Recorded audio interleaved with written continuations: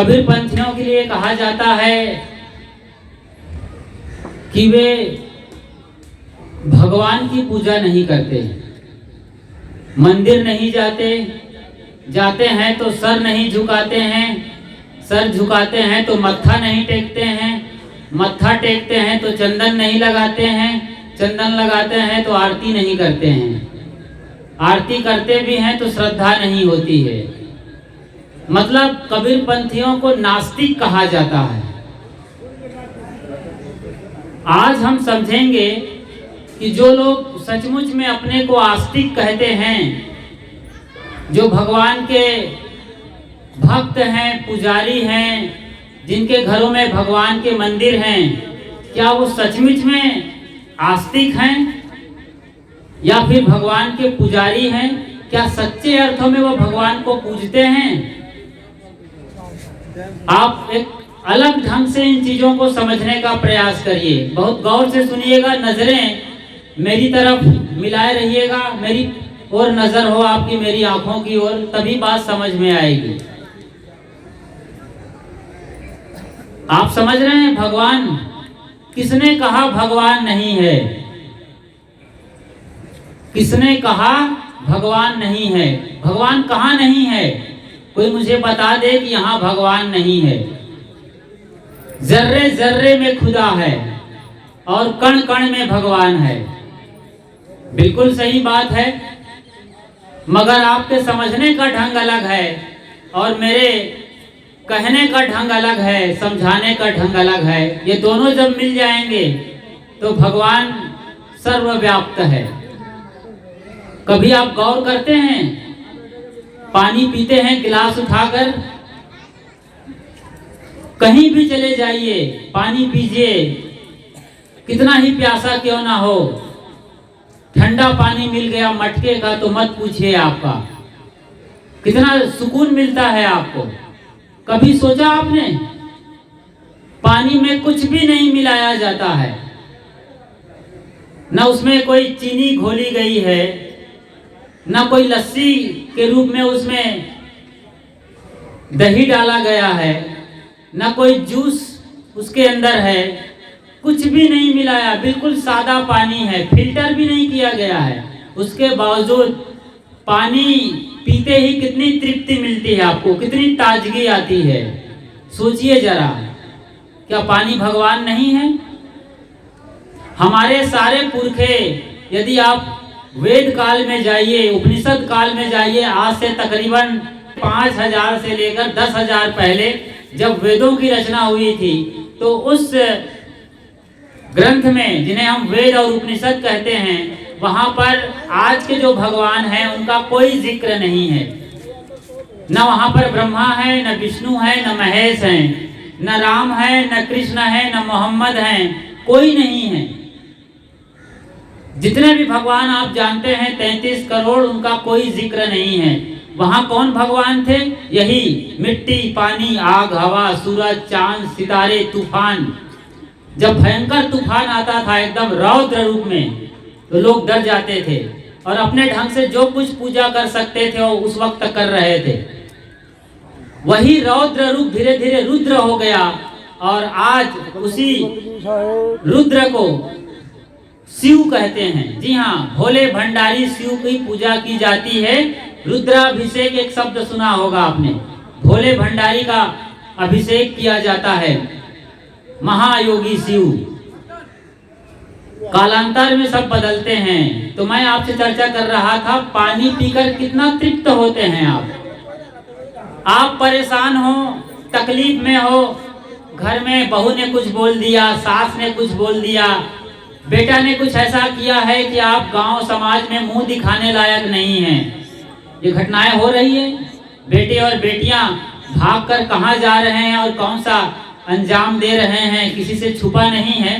कुछ ऐसे कर जाते हैं नौजवान कि माँ बाप और परिवार मुंह दिखाने लायक नहीं बचते हैं, कालिख पोत देते हैं। ऐसी भयंकर पीड़ा की स्थिति हो, आप बगीचे में चले जाइए, समंदर किनारे चले जाइए, मेरा मतलब पानी के आसपास चले जाइए, जहाँ कोई ना हो वहाँ चले जाइए। आपके गांव में खेत है, खेत में निकल जाइए, कोई बगीचा है आम वगैरह का या ऐसा पार्क है, या फिर इस आश्रम में जो कितनी खूबसूरती है, तमाम पेड़ हैं, ऐसे ही आश्रम में चले जाइए, कोई साधु ना हो, आप वहां जाकर चुपचाप बैठ जाइए किसी पेड़ के नीचे।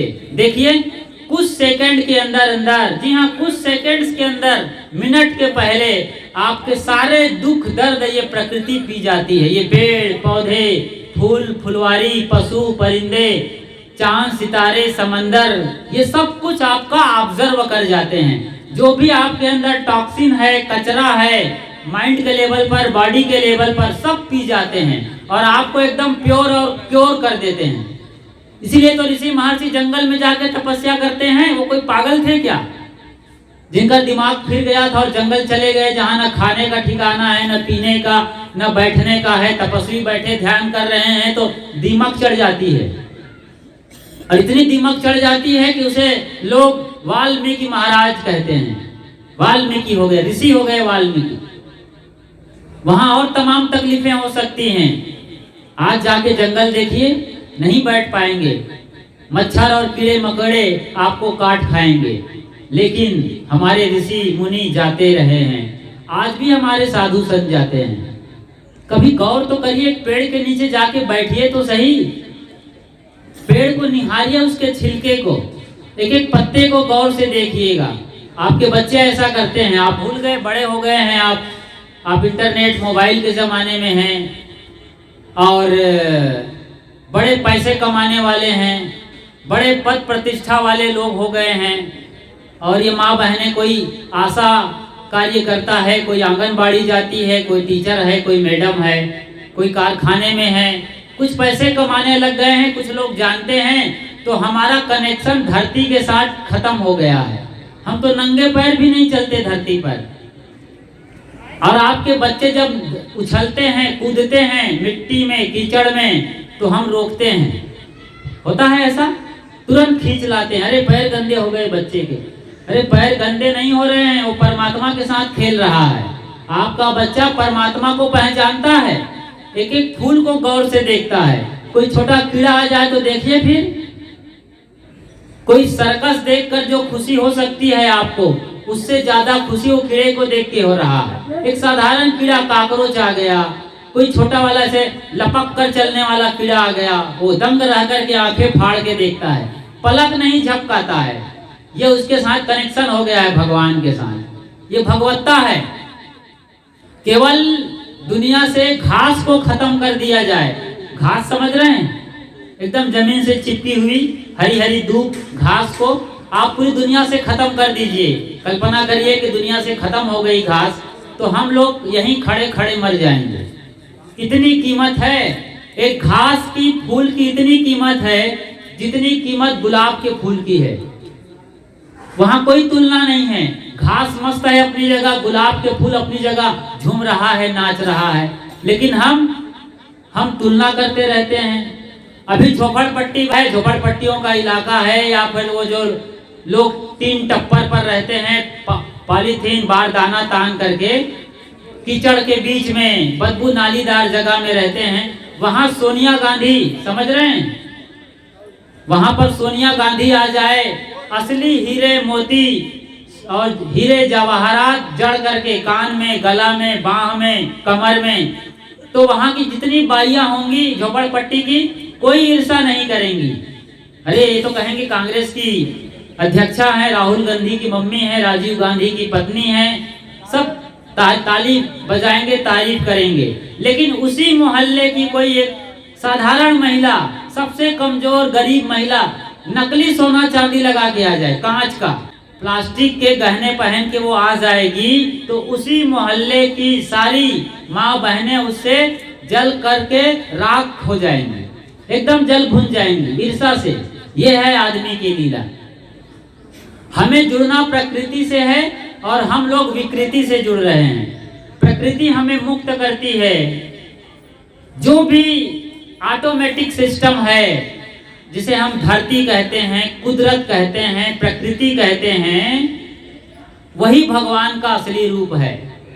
उसको सही ढंग से पहचानना होगा। मिट्टी, पानी, आग, हवा, भगवान, भा मतलब भूमि, जिस धरती पर आप बैठे हैं। ग मतलब गगन, जो आपके सर के ऊपर से लेकर पूरा अनंत आकाश है, वो गगन कहलाता है। भगवा, वा मतलब वायु, हवा जो चल रही है। जहां भी जाते हैं हवा आपको मुफ्त में मिलती है, आपके नाक में घुसती रहती है, निकलती रहती है, आपके फेफड़े के अंदर जाकर नाभि तक जाती है और आपको ऊर्जा से भर रही है। ना से नीर है, पानी और आग, ये पूरे भगवान के सच्चे स्वरूप हैं। मिट्टी, पानी, आग, हवा। और आज हमने इन्हीं सब भगवान को तहस नहस कर रखा है। अभी मैंने बताया कि तूफानों के देवता को रुद्र कहा जाता है, वही रुद्र कालांतर में भोले भंडारी शिव हो गया। हम शिव के यहाँ तो जाते हैं, भोले के मंदिर में जाते हैं, बेल पत्ती चढ़ाते हैं और पूजा करते हैं। जो शिव का चिन्ह बना हुआ है, आप समझ गए हैं, शिव के चिन्ह पर पानी डालते हैं। हम भूल गए कि बेल के पत्ती का रस हमें पीना चाहिए। अभी बेल आ रहा है, अभी गर्मी में बहुत तबीयत बिगड़ती है, डेंगू, हैजा, मलेरिया, चिकन पॉक्स। आप सिर्फ बेल का शरबत पीजिए, हफ्ते दिन में, 4 दिन में, 5 दिन में एक बार, या 2-3 दिन के अंतराल में शरबत पीते रहिए, तो आपको कभी ये रोग होने वाले नहीं हैं। अब बेल के पत्ती का रस पीजिए। आपको कोई बीमारी लग जाए, खांसी, सर्दी, जुकाम, बुखार, बेचैनी, उल्टी, मतली, आप कुछ मत करिए, सिर्फ बेल के पत्ती, अनार के पत्ती, आम के पत्ती, जामुन की पत्ती, इन सारी पत्तियों को, जो आप जिसके फल खाते हैं, पत्तियों को आप पीस करके 2-3 चम्मच पी जाइए। देखिए वो रोग अभी बैठे बैठे खत्म हो जाएगा। माँ बहनों का जो इंटरनल प्रॉब्लम है उनका, वो भी खत्म हो जाएगा। बहुत सारी रोग ऐसे ही पत्तियों को पीजिए, भगवान है। इसीलिए बेल पत्ती को भोले भंडारी यानी शिव के मंदिर में इंट्रोड्यूस किया गया है। वहां उनको चढ़ाने के लिए आपको कहा गया है। आप तो भगवान को पकड़ लिए जो पत्थर के हैं, लेकिन जो जीवित पत्ती है, लिविंग लीफ है, उसको भूल गए। लिविंग लाइफ है उस लीव्स में, पत्तियों में, आप भूल गए उसको। हम नकलची हैं, अकल नहीं लगाते हैं और भगवान को कहां कहां ढूंढ रहे हैं। 4 धाम की यात्रा कर रहे हैं, वैष्णो देवी पहुंच रहे हैं, कन्याकुमारी जा रहे हैं, तिरुपति बालाजी जा रहे हैं, शिरडी के साईं मंदिर जा रहे हैं, सिद्धि विनायक मुंबई जा रहे हैं, काली माई कोलकाता जा रहे हैं। कहाँ जाइएगा जी? भगवान तो आपके मुंह को कहाँ ढूंढे रे बंदे? यार लाइन आगे याद है, बोलो।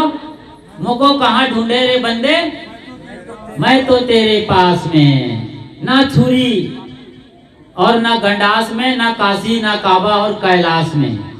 साहब तो तेरे घट में ही विराजते हैं। तेरा साहिब है घट भीतर और बाहर नैना क्यों खोले। कबीर साहब जो बोले हैं वो इतना अकाट्य और प्रामाणिक है कि दुनिया के सारे मत, मजहब और परंपरा वाले आ जाएं, कबीर साहब की एक बात को भी नहीं काट पाएंगे। इसीलिए कल हमें एक बंदे मिले थे इसी चंडीगढ़ के मोहाली से, हरनाम सिंह जी हीरा। वो उनको पूरी दुनिया का क्रिएटर कहते हैं। सदगुरु कबीर साहब ने दुनिया बनाई है, उनकी मान्यता है। और किसी एंगल से ये सच है, क्योंकि जो इतने मुक्त पुरुष हैं, जो धरती चांद सितारों के साथ एक जान हो गए हैं, उनके साथ मिल गए हैं अपनी चेतना के स्तर पर, मतलब रोआ रोआ को जानते हैं, जो प्रकृति के नियम को। सचमुच में जो प्रकृति को जानता, जब आप किसी चीज को जानते हैं तो आप उसके मालिक हो जाते हैं, उससे बड़े हो जाते हैं, उसके जानकार हो जाते हैं। इसी को लोग महिमा में कहते हैं कि भगवान ने दुनिया बनाई है। भगवान इसी का नाम है। अभी मैं कह रहा था ना, जर्रे जर्रे में खुदा है, कण कण में भगवान है। समझे इस लाइन को? बहुत इंटरेस्टिंग लाइन है, आप गौर से सुनिएगा कि कण कण में कैसे भगवान है, जर्रे जर्रे में कैसे खुदा है। ये दोनों एक लाइन है, अलग अलग भाषा है। जर्रा जर्रा मतलब होता है कण कण, खुदा मतलब वही अल्लाह, गॉड, यहोवा, यहुन्ना, परमात्मा, परमेश्वर, ईश्वर, अल्लाह, कुछ भी नाम लीजिए, सब चलेगा। शब्दों का फेर है, मान्यताओं का। अलग अलग देश काल में लोग हुए हैं, अलग अलग परंपराएं फैली हैं। जैसे 2500 साल से ईसाइयत की परंपरा है, मात्र 1400 साल से ये आपके मुसलमानों की परंपरा है, और 2500 साल से बुद्ध महावीर की परंपरा है, जैनियों का और बौद्धिस्टों का, और 2023 साल से ईसाइयों की परंपरा है। ऐसे ही सब परंपरा है। कबीरपंथ 600 बरस पुरानी परंपरा है। तो ये जर्रा जर्रा और कण कण में क्या है, मतलब अलग अलग समय में अलग अलग मसीहा हुए, जानकार लोग हुए, उन्होंने अपने ढंग से दुनिया को देखा, इस पूरे कायनात को, कुदरत को देखा, और जैसे देखा वैसे कहने लगे। जैसे आप एक माँ हैं लेकिन किसी की पत्नी हो, अपने बच्चे की माँ हो, अपनी सास की बहू हो, और अपनी बहू की सास हो, किसी की बेटी हो, ये हो तो एक ही ना, लेकिन अलग अलग नाम है। तो एक ही चीज को लोग अलग अलग एंगल से देखे हैं। जैसे कि 5 अंधों ने हाथी को देखा था, ये कहानी सबको याद है। कोई खंबे जैसा बोल रहा था, कोई सूप जैसा बोल रहा था, कोई पूंछ को पकड़ करके बोल रहा था कि झाड़ू जैसा है हाथी, तो कोई पेट को पकड़कर बोल रहा था दीवार जैसा है। बस ऐसे ही भगवान की कल्पना और व्याख्या हुई है। तो कण कण समझ रहे हैं, एक एक दाने में। अभी सोचिए, जब गेहूं बोया जाता है, हजारों लाखों हेक्टेयर में गेहूं बोया जाता है, लाखों मन गेहूं ही गेहूं, पूरे हिंदुस्तान की बात कर रहा हूं। एक ही समय में हफ्ते 10 दिन के अंदर गेहूं बो दिया जाता है। अरबों खरबों टन गेहूं बोया गया है।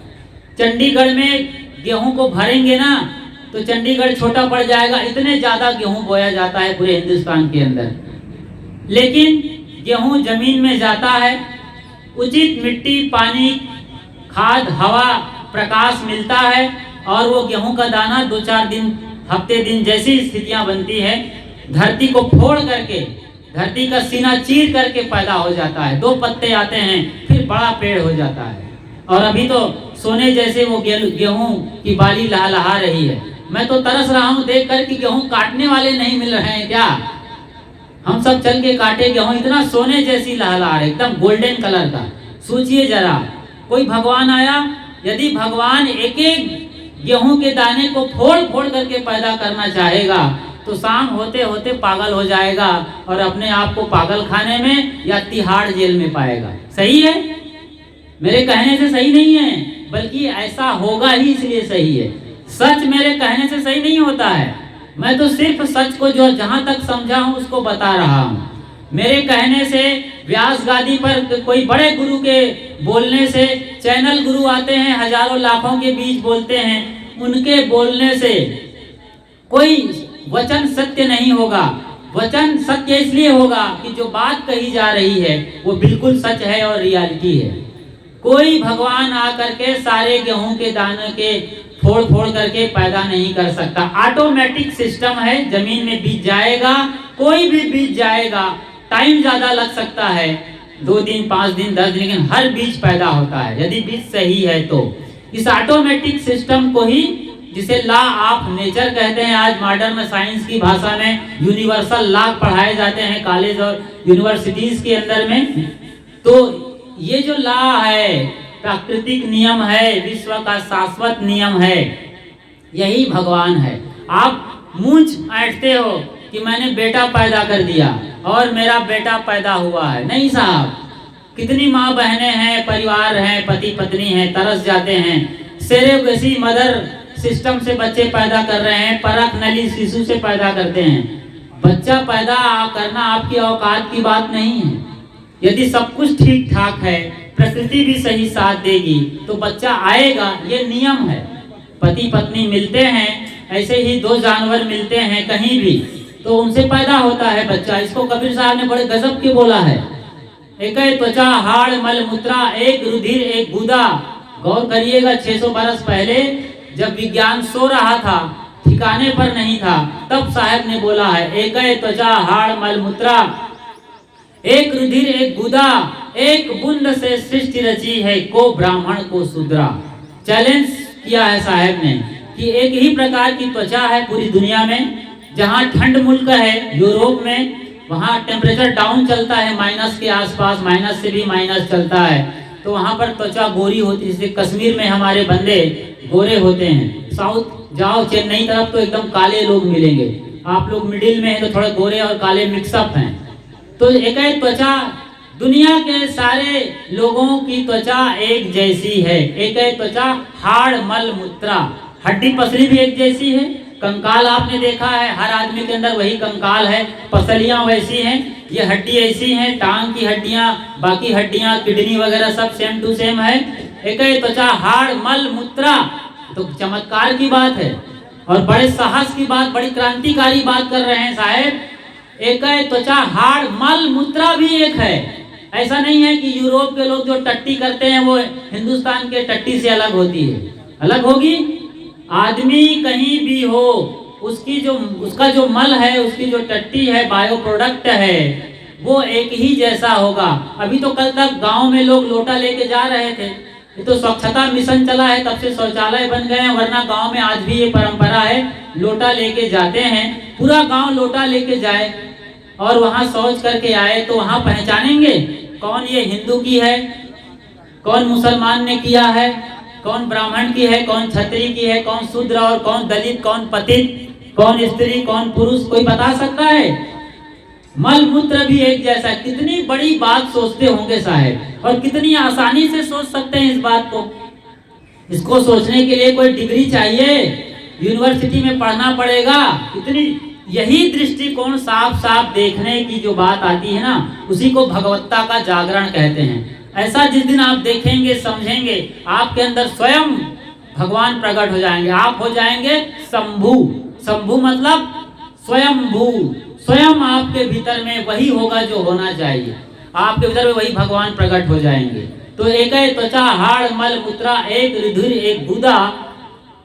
रुधिर भी, रक्त भी एक बराबर है, खून लहू। ऐसा नहीं है कि चाइना वालों का जो है पीले रंग का खून होता है और उधर कनाडा के लोगों का नीले रंग का होता है, हिंदुस्तान वालों का लाल होता है, और किसी के और रंग जो है हरे रंग के होते हैं। यदि आप साउथ अफ्रीका चले जाएं तो, या कम से कम पाकिस्तानियों का तो हरा रंग होना चाहिए ना खून का, लेकिन नहीं, सबका खून एक बराबर है, ब्लड एक बराबर है। वो ग्रुप्स अलग अलग हो सकते हैं लेकिन रंग एक बराबर है। एक है त्वचा हाड़ मल मूत्रा, एक रुधिर एक गुदा, एक बूंद से सृष्टि रची है। तो और क्रांतिकारी बात है, विज्ञान ने अब खोजा है, एक बूंद से ही सृष्टि की रचना हुई है। कौन बोल रहा है? वो जो इनको जानता है। यहाँ पर कौन बोल रहे हैं? सदगुरु कबीर साहब सृष्टि की रचना के बारे में बोल रहे हैं। एक बूंद से सृष्टि रची है, तो वो नहीं जानते हैं सृष्टि के पहले क्या थी? उत्पत्ति प्रलय नाहति तब की कहे कबीर। ये बीजक में लाइन आया है, बीजक सही तरीके से पढ़िए, सदगुरु अभिलाष साहब की व्याख्या पढ़िए, यूट्यूब पर उनको सुनिए, सदगुरु अभिलाष साहब सर्च करिए और अधिकतम प्रवचन उनका सुनिए। सदगुरु अभिलाष साहब, हम लोग तो उनके बच्चे कच्चे हैं, उन्होंने जो बताया वो बोल रहे हैं, उनके पास बैठ के जो सीखा है वो बता रहे हैं। तो सदगुरु अभिलाष साहब को अच्छे तरीके से जो पढ़ेगा ना वो मुक्त हो जाएगा। अभी इसी चंडीगढ़ में राम दरबार में किशन लाल जी हैं, वो प्रभाती या कोई दूसरे परंपरा में थे, लेकिन वो पिछले 6 महीने से सदगुरु को पढ़ रहे हैं, अभिलाष साहब गुरुदेव जी को, और उनका पूरा सब कुछ बदल गया। आज पक्के पारखी हो गए, परम निर्भयता की स्थिति में जा रहे हैं और मस्त मगन हैं। तो एक है त्वचा हाड़ मल मूत्रा, एक रुधिर एक गुदा, एक बूंद से। इधर ध्यान दीजिए आप लोग, नजर मेरी तरफ रखिए। एक बूंद मतलब होता है माँ और पिता के रज और वीर्य, ये दोनों मिलते हैं तो उनसे जहां कहीं भी माँ और बाप के रज और वीर्य मिलेंगे तो उससे काकरोच, छिपकली, हाथी, घोड़ा पैदा नहीं होगा, वहां इंसान का ही बच्चा पैदा होगा। सही है? मेरे कहने से सही है या सही है इसलिए सही है? सही है इसलिए सही है। यही यूनिवर्सल लॉ है, ये नियम है। ये नियम सब जगह, धरती में, आसमान में, सब जगह है। गाय और बैल मिलेंगे तो वहां घोड़ा पैदा होगा या ऊंट पैदा होगा? बछड़ा और बछड़ी आएंगे। भैंस और भैंसा जब मिलेंगे तो फिर उसे उनके पाड़ा और पाड़ी पैदा होंगे, होगा। मगर एक अपवाद कहीं कहीं हो जाता है, कहते हैं कि वो गधी और घोड़े मिलते हैं तो खच्चर पैदा होते हैं, वो भी घोड़ा का ही अंश होता है, लगभग दोनों के बीच, और करीब करीब घोड़ा ज्यादा, गधे के रूप में कम। खैर जो भी हो, तो एक बूंद से, मतलब समझ रहे हैं, मैंने आपसे शुरू में कहा था भगवान को समझिए। भगवान हर जगह है, पेड़ों में, पहाड़ों में, पदार्थों में, प्राणियों में, कहाँ नहीं है। इसका मतलब क्या होता है, जब मैं कह रहा हूँ पदार्थों, तो समझ रहे हैं, आपके घर के सामान में भी, आपके घर में भी भगवान है। इसका मतलब ये हुआ कि आपका किचन बहुत प्यारा और सुंदर होना चाहिए, देखने में आप मगन मस्त रहें, मतलब आपका घर एकदम साफ सुथरा हो, जाले ना लगे हों। कई घर में जाते हैं तो वहां पर चप्पल उल्टे पड़े हुए हैं, बरसात निकल गई, छतरी उल्टी पड़ी है तो पड़ी है। आपका घर इतना साफ सुथरा हो, आप गाते हैं ना, तुमने आंगन नहीं बुहारा, कैसे आएंगे भगवान, कैसे आएंगे भगवान। अब भगवान आए ना आए, आपका आंगन, घर का अंदर, किचन, टॉयलेट, बाथरूम इतना प्योर होना चाहिए कि आप वहां जाके मगन मस्त हो जाओ। गांधी जी ने कहा है कि टॉयलेट इतना अच्छा साफ सुथरा होना चाहिए कि मैं बैठूं तो वहां पर गीता पढ़ सकूं, रामायण पढ़ सकूं, आप कहेंगे तो बीजक पढ़ सके, इतना निर्मल साफ सुथरा होना चाहिए। पवित्रता ही भगवत्ता है, हर जगह भगवान है। प्राणियों में देखो, जब आप एक बकरा को मार रहे हो, कोई, आप तो नहीं खाते बकरा, मुर्गी, मछली, लेकिन किसी को मारते हुए देखिए, एक बकरी मर रही है, एक मछली मर रही है, उनकी आंखों को देखिए, कैसे आंसू आते हैं, कैसे तड़प रहे हैं, कैसे गिड़गिड़ा रहे हैं। क्या उनके अंदर भगवान नहीं है?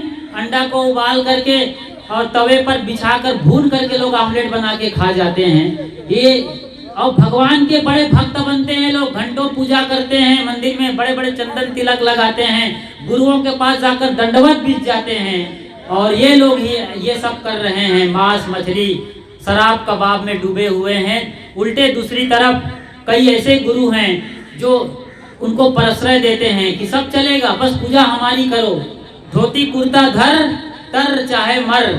ये गुरुओं का महामंत्र है, धोती कुर्ता मिलना चाहिए उनको। उसके बाद उनका क्या होता है, बेड़ा घर का होता है कि बेड़ा पार होता है, कोई फर्क नहीं पड़ता है। तो मैं आपसे निवेदन कर रहा था कि भगवान सब जगह है, उसको महसूस करना है। ये संपूर्ण सृष्टि ही भगवत्ता पूर्ण है, अहोभाव से, आनंद से भरिए आप, सब जगह उसी को देखिए। बस तू ही तू, यहाँ एक बड़ा सूत्र चलता है, तू ही तू के भाव को देखिए, उसमें निमग्न रहिए, उसमें लवलीन रहिए, तो वही परमात्मा आपके भीतर से प्रकट होने शुरू हो जाएंगे। इसी भगवत्ता को समझना और जीना जिंदगी की परम व्याख्या है, जीवन का सर्वोच्च स्तर है।